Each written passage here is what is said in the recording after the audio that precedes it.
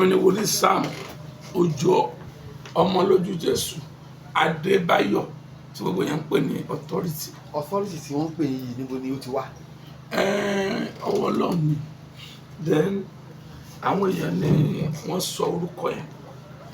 Ìgbàkígbà tí mo bá ti ń gbàdúrà fáwọn èèyàn, ọ̀nà kí mo fi àṣẹ Ọlọ́run sọ̀rọ̀. So táwọn èèyàn bá ti wá mẹ́rin padà wá ní authority ni bàbá fi sọ̀rọ̀ lọ́jọ́ yẹn, bó ṣe rí nìyẹn o. So ìgbà tí testimony yẹn wá ń pọ̀ jù tẹ́lẹ̀ bá fẹ́ sọ̀rọ̀ authority bàbá fi sọ̀rọ̀ náà ní bàbá tó máa ń fi authority sọ̀rọ̀ yẹn wọ́n sọ̀rọ̀ sí bó ṣe jí authority nìyẹn, kò ṣe pé ó jáde wá láti bí ọdún mélòó sẹ́yìn tẹ́lẹ̀ ti wà báyìí. Ìyẹn iṣẹ́ ìránṣẹ́ ni o. Ọmọ ti lé 28 years báyìí tí mo ti ń wàásù nìkan tó jẹ́ pé ṣé Olúwa nìkan ni mo ń ṣe pẹ̀lú oore ọ̀fẹ́ Ọlọ́run. Gẹ́gẹ́ bí ìgbàgbọ́ tiwa nílẹ̀ Yorùbá àti ibi tí Ọlọ́run kọ wá sí, àwọn pé wọ́n máa ń sọ pé kí èèyàn tó lè ní ìpè bóyá wọ́n á ti kàn sí òbí náà, wọ́n á sọ fún ìyá bàbá pé ọmọ tẹ fẹ́ bí ìtẹ́ ń tọ́jú lọ́wọ́ yìí o, promising child ni ọmọ tó lọ́n fẹ́ lò ní. Ìgélé tiẹ̀ wà nínú ọ̀rọ̀ yín. Ìpè mẹ́rin ló wà tábà níṣì. Number 1, Ọlọ́run máa ń pè yàn direct fúnra ẹ̀ tí ò ní sọ fẹ́ni kankan, tí ó kọ sí yàn direct. Irú Sọ́ọ̀lù òun ló gbóhùn pé mo fẹ́ lò ẹ́ o, so direct ni. Abraham direct lọ́n pé jáde kó lé bàbá rẹ̀, so direct kọ wà from God direct. Then number 2, Ọlọ́run máa ń bá àwọn òbí èèyàn sọ̀rọ̀ pé mo fẹ́ lo èèyàn báyìí, a consult òbí. Ẹlẹ́kẹta, ìránṣẹ́ Ọlọ́run á máa pè yàn pé torí ìtara tó ní wá ṣiṣẹ́ tí Elijah òun ló pè Elisha tẹ̀lé mi ká lọ. So Ọlọ́run ti sọ fún tẹ́lẹ̀ pé ìyẹn Jéhù ní Elisha tó ló pè ká lọ. So Jésù ló pe àwọn ọmọ ẹ̀yìn 12 fúnra ẹ̀, Pétérù tẹ̀lé mi, màá sọ ẹ́ di apẹja ènìyàn. So tẹ́yìn bá wà lábẹ́ ìránṣẹ́ Ọlọ́run tó gbóná, ó lè sọ yẹn dẹ́ni ìpè tí ó dẹ̀ kọ́ yẹn tẹ́yìn dẹ́ sì máa ṣe Olúwa nicely tí ó ní sísòro. So eléyìí tó gbẹ̀yìn ni pé ó lè wù yẹn fúnra yẹn. But irú tèmi sìn, it is a generation assignment. Ẹ bá ń lé mi. Ìran bàbá mi, ìran Wolii ni. So ẹ̀tọ́ bí bàbá mi Wolii ni, ẹ̀tọ́ tó bí bàbá mi Wolii tó lòun náà. Láti ìlú wo? Láti Ìbàdàn. So tẹ́ bá dé ọjà Abẹ́rẹ́, eré kan bẹ́ẹ̀ mẹ́tọ̀ ìjọ ọdẹ lọ jagunjagun ni. Ó lọ bí grandfather wa tó jẹ́ Òjó tó jẹ́ Wolii. So ó ń jáde láti ilé olórìṣà. Ọlọ́run wá pè, ó dẹ̀ jẹ́ ìránṣẹ́ Ọlọ́run akíkanjú tó gbóná, àwọn evangelist tó gbọ́n láyé, àwọn apostle Babalọ́lá yẹn. So ló bàbá tó bí mi. So bàbá tó bí mi Wolii tún nìyẹn náà. Gbogbo àwọn ọmọkùnrin mẹ́rẹ̀ẹ̀rin tó dẹ̀ mí, gbogbo àná ìránṣẹ́ Ọlọ́run ni wa. Pásítọ̀ ni gbogbo yín. Wolii ni wa pẹ̀lú oore ọ̀fẹ́ Ọlọ́run. Nínú ọ̀rọ̀ yín ṣáájú àsìkò yẹn ní bísíǹsì lọ́tún bísíǹsì lósì lóríṣiríṣi, àwọn okòwò yìí ẹ ti ń ṣe ṣáájú kẹ́ tó wọnú Wolii ni àbí ńgbà tí. Láti kékeré lèmi ti jẹ́ tó já kíkanjú, ṣé mọ̀ bàbá mi ti kú láti ìgbà tí mo ti wà kékeré. Dẹ̀ gbogbo secondary school life mi pátá èmi ni mo máa ń wọ̀sùn fúnra mi láti sponsor ara mi ní school, torí àwọn 6 ni ó wà lọ́wọ́ mọ́ sí mi. So ẹ tí ò lọ́kọ tó ń ṣiṣẹ́ àgbẹ̀ bóòlù nìkan ṣe fẹ́ tẹ̀kẹ́ ọmọ 6. So kálukú ẹni tó máa gbá bí lọ, ẹni tó máa fún ẹ̀gbọ́n kan ọ̀yà lọ́mọ gbé bí. So bàtẹ́ mi wọ secondary school, máa lọ mú àdá máa roko ẹ̀yìn kúlé àwọn èèyàn. Ẹni tó bá fẹ́ bá fọṣọ, mo lè bá fọṣọ, tí mo ṣe tọ́ra mi jáde school nìyẹn. So from there ni mo ti ní idea pé you can turn 1 to 2, 2 to 3. Gbàdá ṣe díẹ̀ tí school fẹ́ ṣe lẹ́yìn ẹ̀ mo tọ́ sọ̀rọ̀ lọ ọ̀kadà. Mo ní ọ̀kadà, bóyá mo tún rọ ọ̀kadà fáwọn tó tún fẹ́ gun ọ̀kadà. Mo ń gun gidi for many years. Mo gun ọ̀kadà ní Ìbàdàn, mo gun ọ̀kadà ní Ìkirè, mo gun ọ̀kadà ní Ìkòyí Ọ̀ṣun state, mo gun l'Ógbómọ̀ṣọ́, mo gun d'Èkó, gbogbo Ìjẹ̀ṣà ni mo ti gun ọ̀kadà. So nígbà yẹn mo ti ní idea pé we can turn 1 to 2, 2 to 3, 3 to 4 títí sí Olúwa fi wá bẹ̀rẹ̀. Finally àtìgbà tó ti bẹ̀rẹ̀ finally yẹn náà mo ti máa change owó díẹ̀díẹ̀. Tabarele yà fi ṣe lẹ́yìn, tabarele yà fi ṣe lẹ́yìn, bọ̀ kì í ṣe tí wọ́n máa ń gbé sórí sí Olúwa ẹ máa ṣe yẹn lọ underground, iṣẹ́ Olúwa máa lọ lókè. So wẹ́rẹ́wẹ́rẹ́ mo ṣe ń ṣe láìpẹ́ bọ̀ láti bẹ̀rẹ̀ tẹ́lẹ̀tẹ́lẹ̀. So a rí i pé tí wọ́n fẹ́ àkọ́kọ́ náà orúkọ ìjọ yín fún àwọn tó ń wá fún ìgbà àkọ́kọ́. ẹ̀kan yẹn sorúkọ jọ. church gangan Freedom Apostolic Revival International Ministry.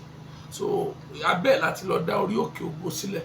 Orí òkè ògo yẹn ló ń bẹ nìbàdàn níwájú Coca-Cola ní àṣejì rẹ̀ tí ó di gbajúgbajà orí òkè lónìí pẹ̀lú orí ọ̀fẹ́ Ọlọ́run. sàbí ìnú wa bẹ́ẹ̀ ni pé ìgbà míì tí òṣìṣẹ́ náà fẹ́ dájọ́ lẹ̀ Ọlọ́run á fún lórúkọ ọjọ́ yẹn bí à orúkọ ọjọ́ yẹn orúkọ tí mo fẹ́ kó máa jẹ́ nì báyìí ni kó máa jẹ́ ìlànà tí mo fẹ́ kẹ́ máa tọ̀ ní ǹjẹ́ Ọlọ́run kàn sí ní báyìí sà. Bẹ́ẹ̀ni sà ó sọ Freedom Apostolic Revival ń gbà yẹn direct ni mo ṣe rí nìyẹn Freedom Apostolic Revival International Ministry. Ìgbà tá a dẹ̀ gbé dé CAC tá a fẹ́ lọ rẹ́gísítà ẹ̀ ní Abuja kò sí church tó ń jẹ́ bẹ́ẹ̀ direct. Ìgbà tá a máa dórí òkè ògólẹ̀ mo wà lórí ọ̀tá báyìí mo mínísítà lọ́wọ́ ni mo gbọ́ ohùn Olúwa pé lọ fún mi ní orí òkè ògo. Bó ṣe sọ nìyẹn ìgbà yẹn gan àti ẹtí ìmọ̀ bí tá a fẹ́ lò pé kò wá ní àpáta kan tó yẹ ká kọ́kọ́ lò tẹ́lẹ̀ tí mo ti ra rẹpẹtẹ sí Ìkòyí. Bó ó súnmọ́ orí òkè tí mo ti ṣe training lórí òkè Ìkòyí ni mo ti ṣe training. So orí òkè yẹn súnmọ́ wọn máa wò pé pẹ̀lú fíṣàn tí mo ní mi ò lè dórí òkè lẹ́ẹ̀bí orí òkè tí mo ṣe training wà ń bẹ̀ yẹn mi ò lè bá wọn sọ̀rọ̀ ogun. So Ọlọ́run sọ pé màá fún ẹ lórí òkè yẹn ó sọ̀rọ̀ lálẹ́ yìí àárọ̀ ọjọ́ kejì ló tọ́ka wá síbi ta lórí òkè sílẹ̀ nìyẹn pé ẹnìkan náà mú fún mi ní wọ́n ṣe ẹnìkan fẹ́ ta orí òkè o ó dẹ̀ ti fẹ́ ta fáwọn ẹ́stéètì kan wọn ẹ́stéètì yẹn náà wà mẹ́sìn pé tábàlẹ̀ tètè bá sọ̀rọ̀ ó dẹ̀ jẹ́ tí mo sáré pé wọ́n ló fẹ́ torí òkè Olúwa ní orí òkè tó ń sọ gangan nìyẹn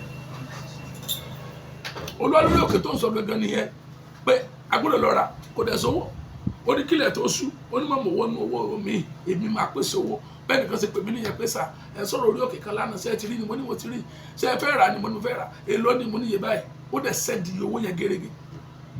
ẹni tẹ́ ti gbàdúrà fún. tá a ti gbàdúrà fún tẹ́mi ò tiẹ̀ mọ̀ pọ́lọ́n tiẹ̀ ti dáhùn gangan lóhùn. ẹ má bínú sáà nínú àwọn àlàyé yín ẹ ṣàlàyé bẹ́ẹ̀ ṣe lọ sí primary school secondary school ǹjẹ́ inú rẹ̀ fún àti tẹ̀síwájú kó tó di bẹ́ẹ̀ di ìránṣẹ́ àbí bàtà di ìránṣẹ́ tán lẹ tẹ̀síwájú ǹjẹ́ tí ẹ tẹ̀síwájú. mo try mo fẹ́ lọ poli ngbà ẹ fẹ́ lọ mo fẹ́ lọ mo wọlé ngbà tí òṣòwò ni mo sáko bẹ̀. iṣẹ́ ìránṣẹ́ sà iṣẹ́ tí mo máa ń gbìyànjú tí wọ́n bá ṣe bẹ̀rẹ̀ ni tẹ́pẹ́ tí mo bá lẹ́mìí Ọlọ́run èèyàn fẹ́ sápadà ìgbà tẹ́kọ́ bẹ̀rẹ̀ kí lójú rí. ó pọ̀ o kámẹ́rà yóò lè gbà o.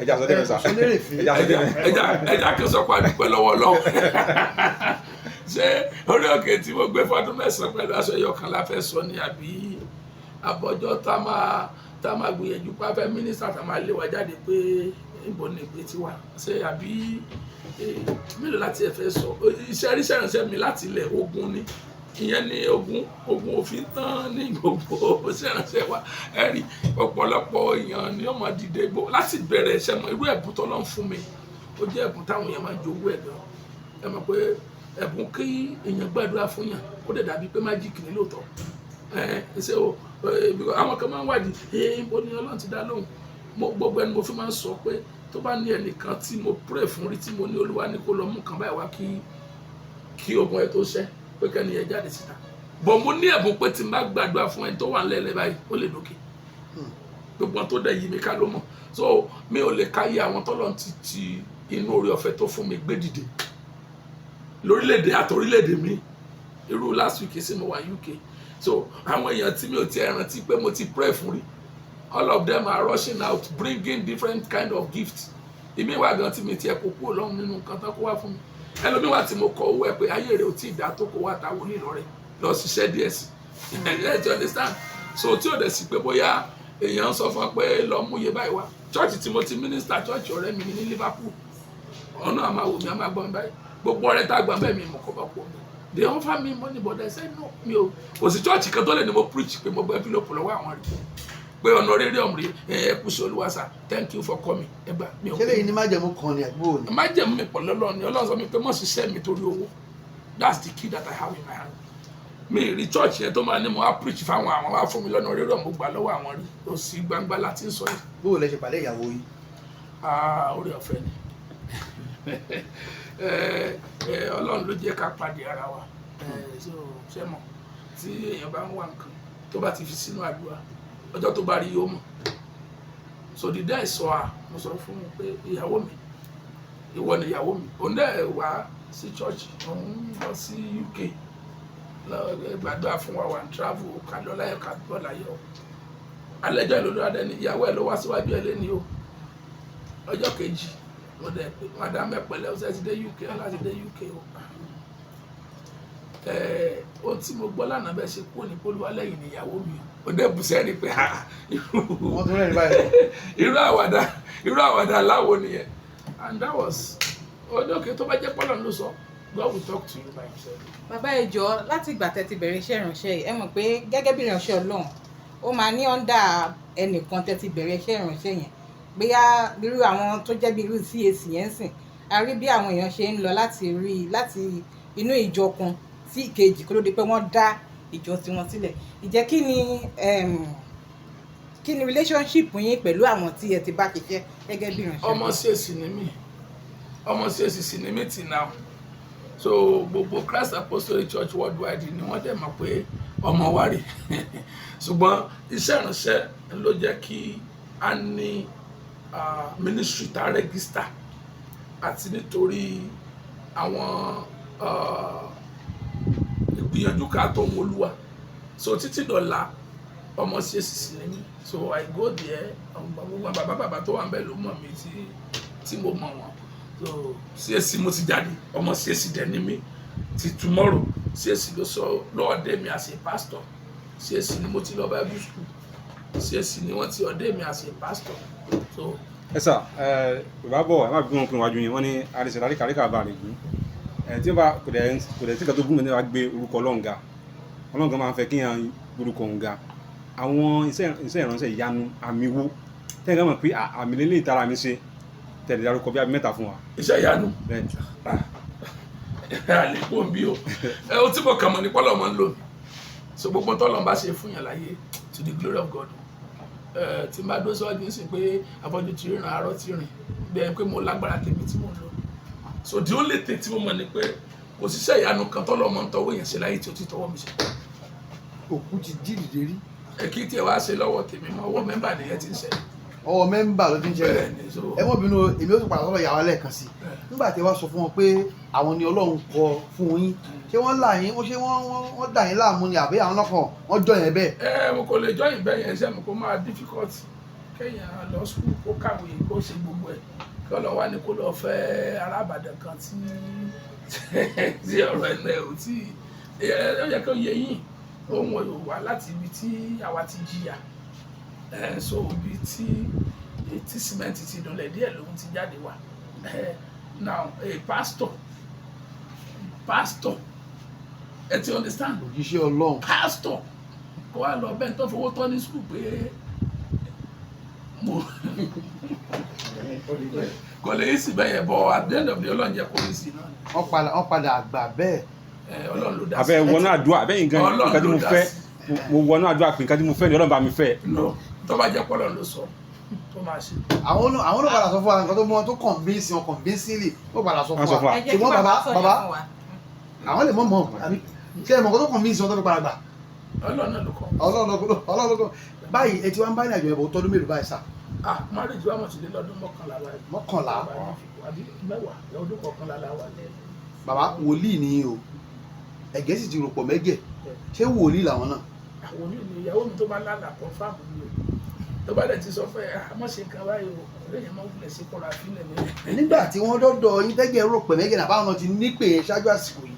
nígbà tó dé náà ni owó náà ti di wòlíì. ṣé ìyá àpò sí wọn lára ni àbúrò ló ṣe jẹ́. kálukú máa ń ní àdámẹ́gùn tí ó máa ń wà activated nǹkan máa ń wà lára èèyàn gbá mi tẹ́yìn òní mọ́ mo tó bá yá á wà activated so bẹ́ẹ̀ bára sim card sí wọn á ní kàn activate sim card yẹn wà ń bẹ ẹ̀bùn yẹn wà ń bẹ tẹ́lẹ̀ gbogbo àtọ́tún wọn á fẹ́ wòlíì ó wá wà more activated. Ọlọ́run ló kọ́ kàn sí pé ìyàwó ẹ̀ rèé o ṣùgbọ́n kí nìkan náà tẹ̀yìn rí lára wọn pé Ọlọ́run ti sọ tiẹ̀ náà ṣùgbọ́n ilé ọmọ ìwú mi kí lè rí. Then a good character when somebody come from a good home though mi ò tí ì mọ̀ dáadáa nígbà tí mi tí ì mọ̀ deep to the family àti amọ́ra but later máa rí pé yes you need irúṣẹ́ wa ní ìdí ẹni tó ní quality tó lè bá mu ṣe é pé iṣẹ́ ìrànṣẹ́ inú marriage lẹ́nu mi ti fọ́ ìgbéyàwó dẹ̀ ní gbé pẹ̀lú mi àdìgbàdà ti fẹ́ràn sí tàbí from glory to glory o glory to God from glory to glory. torí pọ́lọ́ lọ́wọ́ sí. torí pọ́lọ́ lọ ẹ̀ yóò dáa fún un. ẹ sà ẹ̀ka kí nìkan tí ẹ máa ń ṣe tí wọ́n like kò sí nǹkan tí wòlíì lè ṣe tó máa dá lọ títí ẹ máa rò pé Wolii ṣe mọ̀ pé iṣẹ́ tiwa wòlíì iná ni mo fi sọ fún yín pé téèyàn bá ti rí ìyàwó rere ó ti rojú rere Ọlọ́run ọ̀pọ̀ nǹkan gbà mí tí ẹ̀mí máa sọ ara lè mọ́ gbà so the only thing I can say is that she's a good wife. ẹ tó wáyé fẹ́ rí ni tí gbogbo wáyé fẹ́ mọ̀ obìnrin ń fẹ́ yín ọkùnrin ń fẹ́ yín bó lè yá máléèjì pápá àwọn obìnrin. ẹ̀yin tí iṣẹ́ ìyanu tó máa ń ṣẹlẹ̀ lọ́wọ́ Ọlọ́run kì í fún yín nìkan mi ìdórí ọ̀fẹ́ nìkan lọ kò sẹ́ni tó gbọ́n o mo jẹ́ ká wulẹ̀ tán ara wa jẹ́ o tẹ́nìkan bá ní irọ́ ló pa. What sustains us is grace. àánú Ọlọ́run. Orí ọ̀fẹ́ Ọlọ́run yẹn nìkan náà láti máa dúpẹ́ lọ. ẹ sà lára nǹkan tó máa ń jà ní agbo ẹ̀sìn kìrìsìtẹ́nì àwọn kan sọ kó dáa àwọn kan ní kò dáa àwọn kan ní ó lẹ́tọ̀ọ́ àwọn kan ní kò lẹ́tọ̀ọ́ náà ni offering and tithes ojú wo lẹ́yìn fi wò sà. tọ́lọ̀ bá ti ní kéyìí ó ṣe kí lèyàn fẹ́ mọ̀ ọ̀rọ̀ lórí ẹ̀ ń gbogbo ìdá mẹ́wàá wá sílé mi àná Ọlọ́run ò fọ́ọ̀sì ẹnì kankan láti san offering nítorí mi mọ́ preach nìyẹn ṣe rọ̀rọ̀ tithe and offering is optional even serving God is optional kò sẹ́ tọ́lọ́run wo ẹ̀sìn mọ́ lọ́rùn o no that's why ẹ lè rí kí n bá preach ẹ̀sìn kan ò dáa kíní kan ò dáa I don't preach it Ọlọ́run ò wo nǹkan kan mẹ́rin kankan lọ́rùn gbogbo nǹkan tọ́lọ́ ní kéèyàn sí láyé ló fi conditions if you can do this will happen if you don't want to do it don't do it nobody so pastor tó bá fẹ́ fi tithe and offering jẹun ló máa ní olúwalẹ̀ tí o bá jí sọ́nà kú ni ò lè kú option ni you may decide to pay it you may decide not to pay it if the scripture that you read ìwàásù tó gbọ́ tó bá ní o san tí mentality ẹ bá ní o má san ìyè àti kú gan decision ni ẹlòmíì lè decide pé òun fẹ́ kú kò sẹ́ni tó lè mú dání ẹ̀yin lè decide pé òun fẹ́ yè kò sẹ́ni tó lè mú dání wọ́n ní kí Wolii lọ jíṣẹ́ fún ẹ̀sìn káyọ̀ bá pọ̀ máa kú ó ní Ọlọ́run mi ò fẹ́ kú o Ọlọ́run ní òkè òkú nìyẹn so religious offering and tithe is personal decision and conviction ìwọ ló máa wá convince pé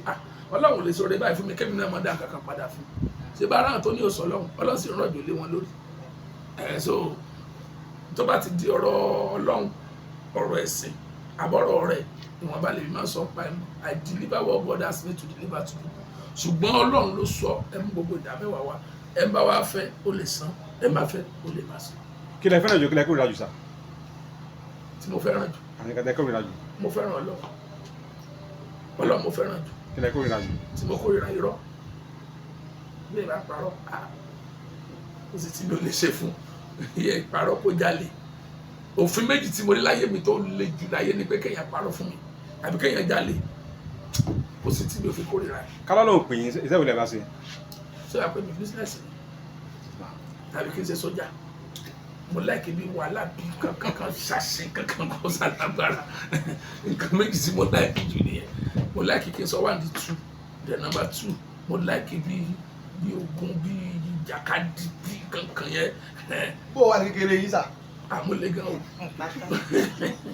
mo lè wọ secondary school mo sọmọ tá a gidi gan o so mo lè gan mo tún lè di sí o so gbogbo everywhere náà ti mọ mi mo lè gan o ti máa lè rẹ ta mo lè gan o gbogbo sẹ́ńtà tó wà lẹ́kọ̀ọ́ ìtàn ọmọ táwa láti ṣe sọ́jí ni wọ́n ti mọ̀ pé authority àyàn wa bàbá àgbà torí máa bọ́lẹ̀ tí wọ́n ní èmi ò ṣe pastor tí wọ́n á dé táyì lọ́ba wọ́n ti dé ẹ lè dúró bí ìbàdàn lọ́ba olórí yín dà ọlọ́njọ́ ọ̀ràn wa ṣe ọ̀ràn wọ sí gáràjì ọ̀rẹ́ yìí sórí ọ̀tà so kájọ sọ láàrin ara wa kájọ yẹn mo lè tó wáyé pé yẹ mo lè gan láti kékeré mo tó lè tì náà gidi gan ni o. ká máa fi lè lọ ẹsẹ̀ òní ẹni sẹ́yìn tẹ́ ní forí. kò sí ẹ̀ṣẹ̀ yẹn láyé. èèyàn bá jalè náà tó bá jalè parọ́ fún yín tó bá ti jẹ́wọ́ ẹ̀ṣẹ̀ rẹ̀ ó ti free ibẹ̀ ni wípé bẹ́nikẹ́ni bá ti jẹ́wọ́ ẹ̀ṣẹ̀ rẹ̀ tó sì pọ̀ sílẹ̀ ìdáríjì wà fún mi ò tiẹ̀ kò sí ẹni tó wà nínú mi tó sẹ́mi tí mi àwọn tó yìí wọ́n ti máa ti máa ti rí ó ti parí mi bọ́ tó bá jí mi ní nǹkan dá padà tó bá dé parọ́ fún mi kó sòótọ́. ẹ ṣe kọ́ sà àwọn àníbàṣà ẹ sà. alólóńgì ní ti gàjà o lẹ́kúnlé olóńgì ní ti gàjà o ojú mi ti tó lé ojú mi ti tó ko ṣẹ́rí nílé àgọ́dọ̀ Ojútélé TV show ní kẹ́ máa wò nílé Ojútélé TV àwọn lèèyàn ṣáńkó àwọn lèèyàn gbogbo mi ó sì ṣàǹkàrí àgbáyé Ojútélé TV má yìí kò tiẹ̀. Hey, thanks for watching this video. Subscribe on our YouTube channel. Subscription is free. You can call us on 0080597807 for your event coverage. Thanks.